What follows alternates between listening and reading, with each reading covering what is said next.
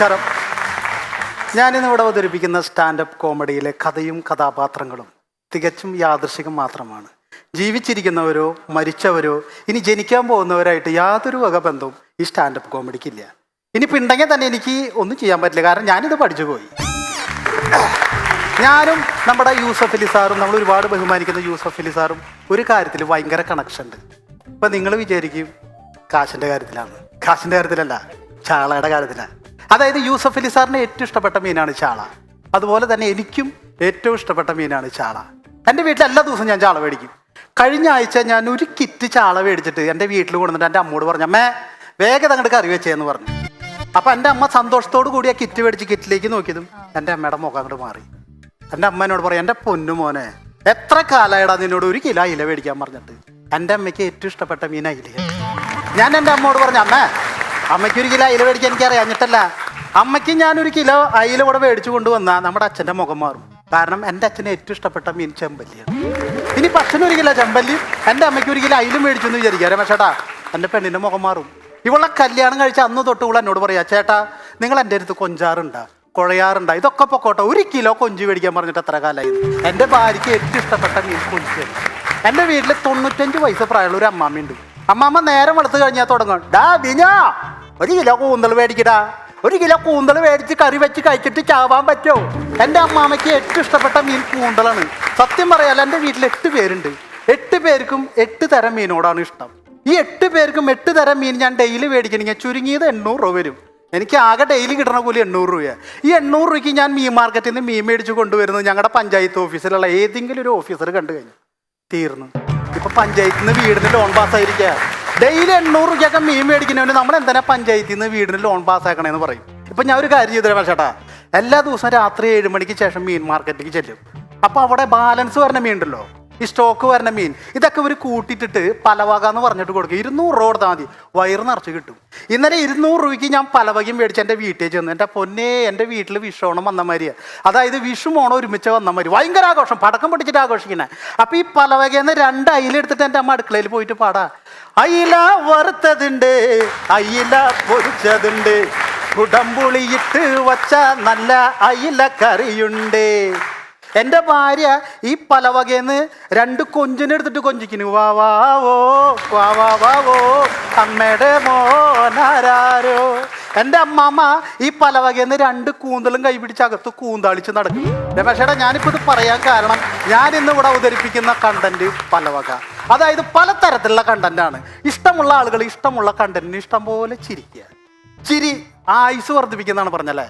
എൻ്റെ കൂട്ടുകാരൻ്റെ ഒരു അപ്പാപ്പുണ്ട്, ആൾക്ക് വലിവും ശ്വാസമുട്ടൊക്കെ ആയിട്ട് മെഡിക്കൽ കോളേജ് ഹോസ്പിറ്റലായിരുന്നു. അപ്പോൾ അവിടുന്ന് ഡോക്ടർമാർ പേര് വിട്ടി, രക്ഷയുന്നില്ല, നിങ്ങൾ വേഗം വീട്ടിൽ കൊണ്ടുപോകാൻ പറഞ്ഞു. അപ്പോൾ ഇവൻ്റെ വീടിൻ്റെ നടയിലകത്താണ് അപ്പാപ്പനെ കിടത്തിക്കണം. അപ്പോൾ ഇവനാണെങ്കിൽ അപ്പാപ്പൻ്റെ പെൻഷൻ കാശുമ്പോൾ ജീവിക്കണവനാ. അപ്പോൾ അവൻ പറയടാ, അപ്പാപ്പന് തീരെ വയ്യ, അപ്പാപ്പൻ മരിച്ചു കഴിഞ്ഞാൽ പിന്നെ ഞാൻ പണിയെടുക്കേണ്ടി വരും. അപ്പോൾ ഞാൻ പറഞ്ഞു, ടെൻഷൻ അടിക്കാണ്ടിരിക്കും, ചിരി ആയുസ് വർദ്ധിപ്പിക്കുന്നതാണ് പറഞ്ഞിരിക്കണേ. നീ ഒരു കാര്യം ചെയ്യും, അപ്പാപ്പന് നല്ല കോമഡി പടം വെച്ച് കൊടുക്കുന്നു പറഞ്ഞു. അപ്പോൾ അവൻ പറഞ്ഞു, ഇപ്പം ടി വിയിൽ ഒരു നല്ലൊരു കോമഡി പടം കളിക്കുന്നുണ്ട്, ആ പടത്തിൻ്റെ പേരൊന്നും ഞാൻ പറയില്ല, അതിൻ്റെ ഡയറക്ടർ ഇപ്പോഴും ചിരിച്ചുകൊണ്ട് നടക്കണമെന്ന് പറഞ്ഞു. അങ്ങനെ പറഞ്ഞു, നീ ടി വിയിൽ സിനിമ വെച്ച് കൊടുത്തോളാൻ പറഞ്ഞു. ഒരു 15 മിനിറ്റ് കഴിഞ്ഞപ്പോൾ എന്നെ വിളിച്ചു, ബിനു. ഞാൻ പറഞ്ഞു, എന്താടാ? നീ പറഞ്ഞത് കറക്റ്റാ, ചിരി ആയുസ് വർദ്ധിപ്പിക്കുന്നു പറഞ്ഞു, വളരെ കറക്റ്റാ. എൻ്റെ അപ്പാപ്പ ഇപ്പം ഉണ്ടല്ല കട്ടിൽ ചാരി ഇരുന്ന് ചിരിച്ച് സിനിമ കണ്ടെന്ന് പറഞ്ഞു. എനിക്ക് ഒരുപാട് സന്തോഷമായി. ആ അപ്പാപ്പന് ഒരു കയ്യടി കൊടുത്ത മക്കളെ.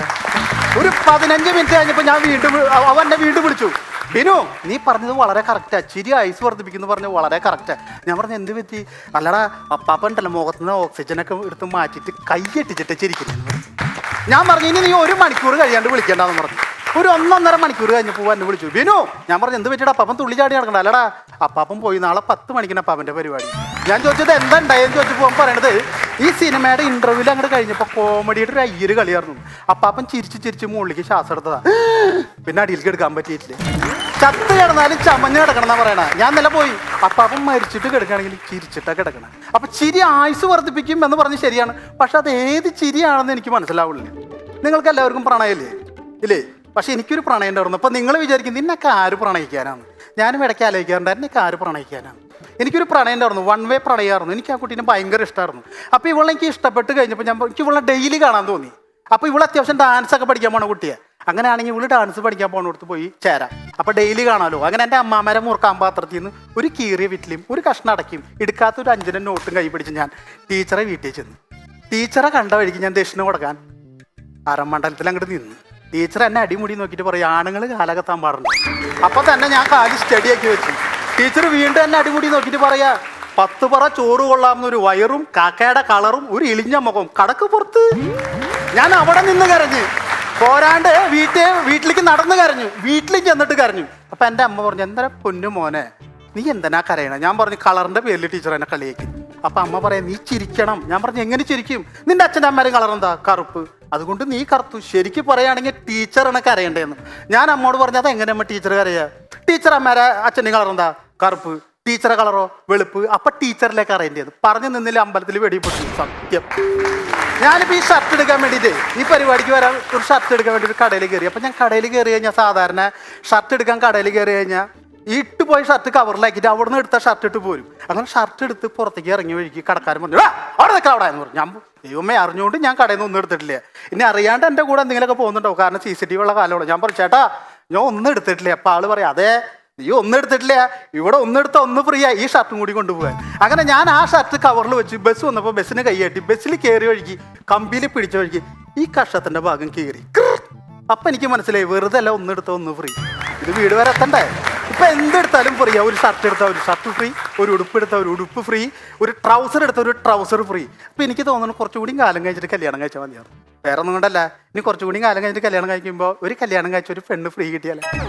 എഡിറ്റ് ചെയ്യുന്ന ആൾക്കാർ ഒരു പ്രത്യേക ശ്രദ്ധയ്ക്ക് ഈ ഭാഗം വരുമ്പോൾ ഒന്ന് എഡിറ്റ് ചെയ്ത് കളഞ്ഞോളോ. എൻ്റെ പെണ്ണ് സ്ഥിരമായിട്ട് കാണുന്ന പരിപാടി, അവളുടെ കൈ ഉണ്ടല്ലോ ഇരുമ്പ്.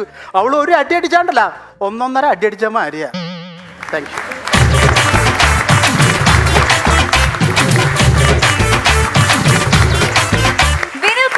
നല്ലൊരു കൈഡി കൊടുക്കാം. വിനു, ഹാപ്പി വിഷു. നല്ല പെർഫോമൻസ് ആയിരുന്നു കേട്ടോ ചേട്ടാ.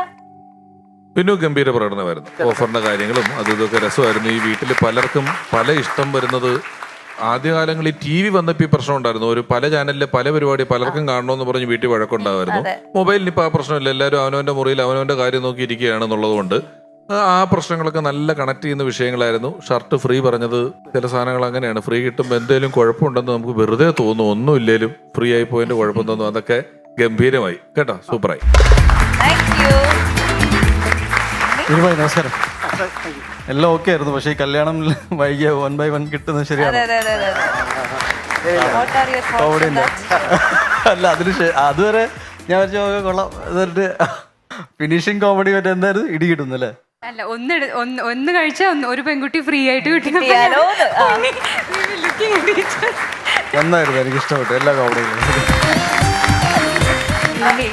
ചിരിച്ച ആയുസ് കൂടുന്നു പറഞ്ഞല്ലോ ചേട്ടാ. എന്തായാലും എന്റെ ആയുസ് എന്തായാലും കുറച്ചും കൂടെ കൂടും എന്ന് ഞാൻ വിശ്വസിക്കുന്നു. കാരണം ചിരിക്കാൻ പറ്റിയ ഒരുപാട്. Thank you. അടിപൊളി. ഇപ്പോൾ ചിരിച്ചുകൊണ്ട് നടക്കുന്ന സംവിധായകൻ ആരാണ്? ഇല്ല, അത് വെറുതെ ഒരു ഫ്ലോക്കി പറഞ്ഞതാ. അങ്ങനെ പരിചയമുള്ള സംവിധായകരുണ്ടോ? എങ്ങനെ എപ്പോഴും ചിരിച്ചോണ്ട് നടക്കുന്ന? പിന്നെ ഞാൻ കുളിച്ചിരിച്ചോണ്ട് നടക്കുള്ളൂ. അങ്ങനെ ടെൻഷൻ അടിച്ച് നമ്മൾ ഇതുവരെ കണ്ടിട്ടില്ല കാര്യമായിട്ട്. ദേഷ്യപ്പെട്ട് ഞാനും കണ്ടിട്ടില്ല. Okay, Binu, thank you so much everyone. Binu, പൊളിച്ചു, അസലായിട്ടാ. Thank you. ഫൺസ് അപ്പോൺ എ ടൈമിൽ നിങ്ങൾ പങ്കെടുക്കുവാൻ താല്പര്യപ്പെടുന്നുണ്ടെങ്കിൽ funsupon@gmail.com നിങ്ങളുടെ ഡീറ്റെയിൽസ് മെയിൽ ചെയ്യുക. ഒപ്പം താഴെ കാണുന്ന വാട്സ്ആപ്പ് നമ്പറിലേക്ക് ഡീറ്റെയിൽസ് അയക്കുക.